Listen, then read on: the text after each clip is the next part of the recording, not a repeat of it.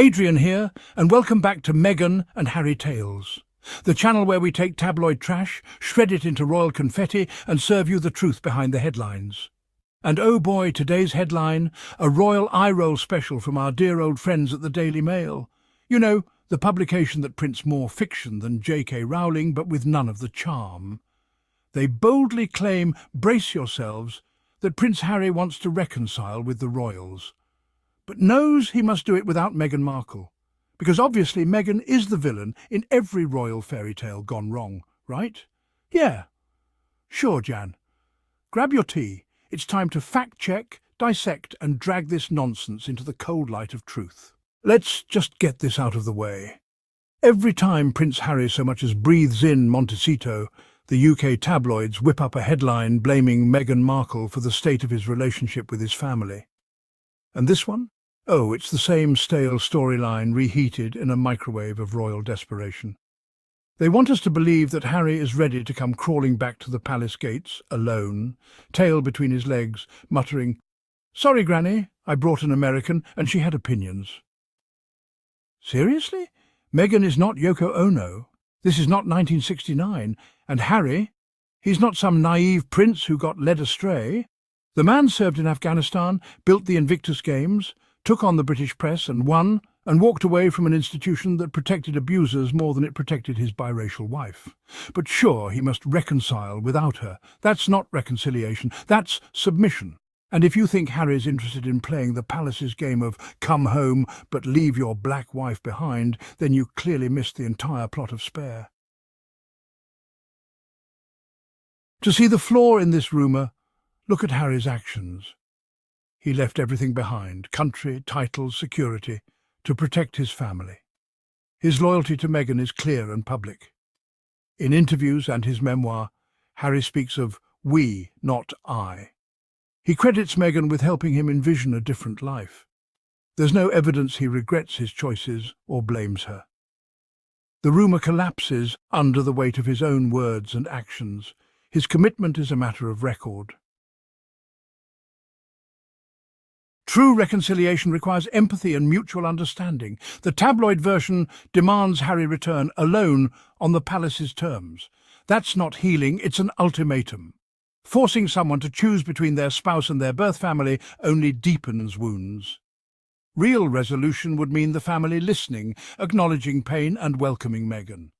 Imagine telling anyone else to abandon their spouse for family approval. It's absurd. Harry has already chosen to build a life on his own terms.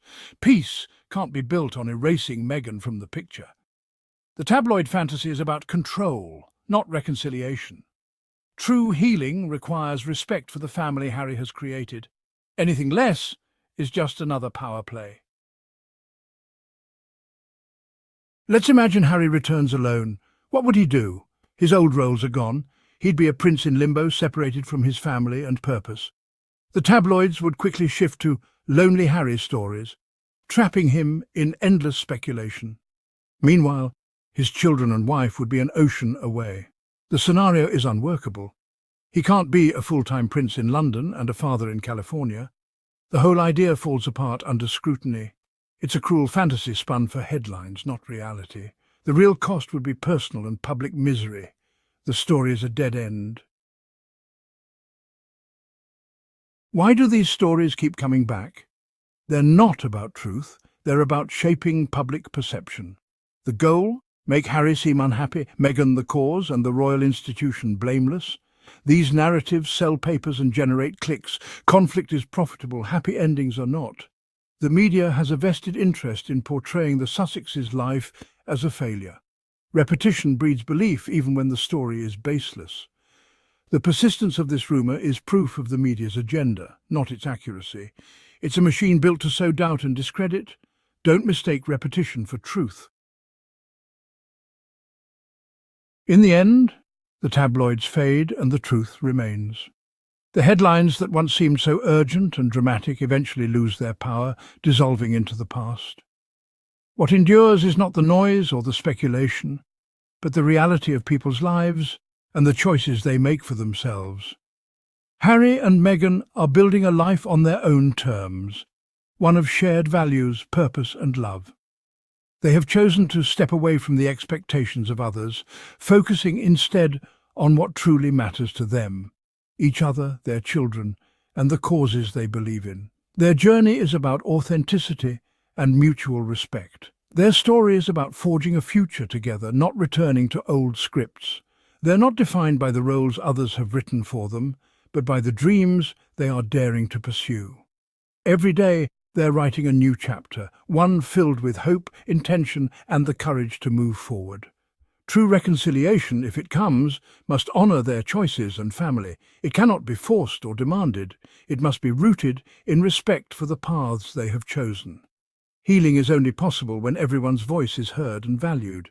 Healing requires dignity and understanding, not forced returns. It's about creating space for growth, for forgiveness, and for new beginnings. Only then can wounds truly mend and relationships evolve. The real story is about a couple protecting their peace and defining success for themselves. They are choosing serenity over spectacle and fulfillment over approval. Their happiness is not measured by public opinion, but by the quiet moments they share and the life they are building together. Family is what you build, not just what you're born into. It's the bonds you nurture, the support you give, and the love you choose to share.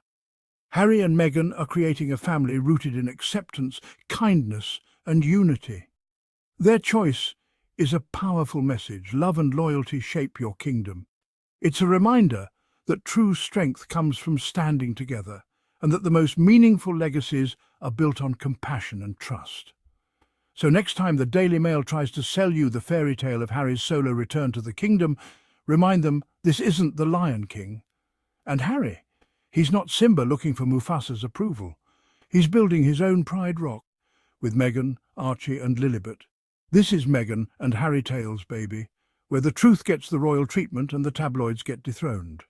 Smash that like button, subscribe for more unfiltered royal realness, and as always, don't believe the mail, believe the message, peace, power and Montecito magic.